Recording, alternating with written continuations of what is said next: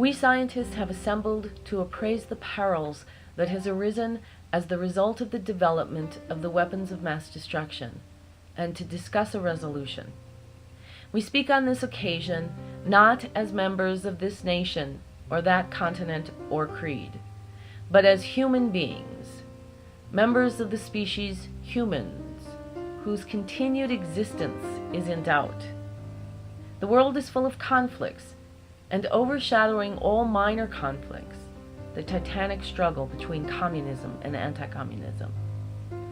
Almost everyone who is politically conscious has strong feelings about this, but if you can set those aside and consider yourself only as a member of a biological species, which has had a remarkable history, and whose disappearance none of us can desire.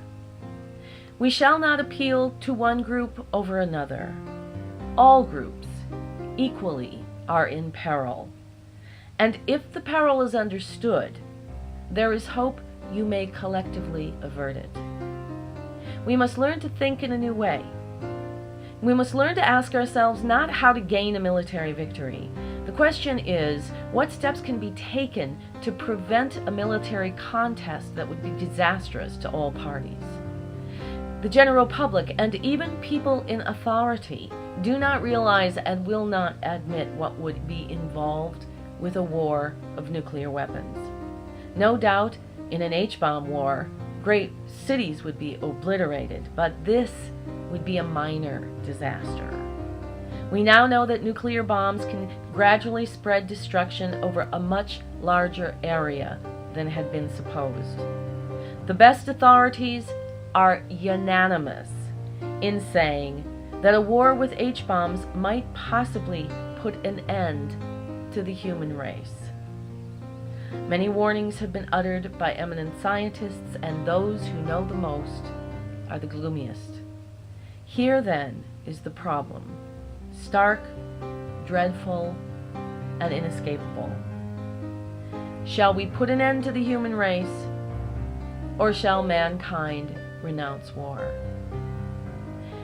People will not face this alternative because it's so difficult to abolish war, and yet people scarcely realize the danger to themselves and their children and their grandchildren. So they hope that perhaps war might be allowed, provided modern weapons are prohibited.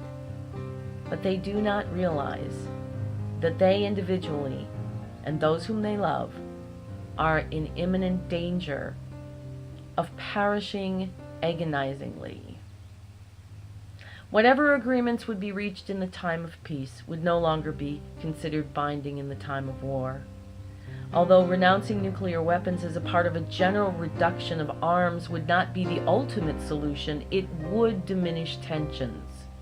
We should therefore welcome such an agreement, if only as the first step.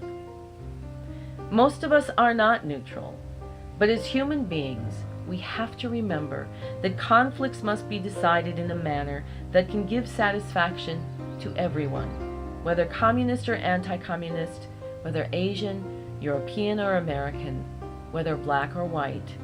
These issues must not be decided with violence and war.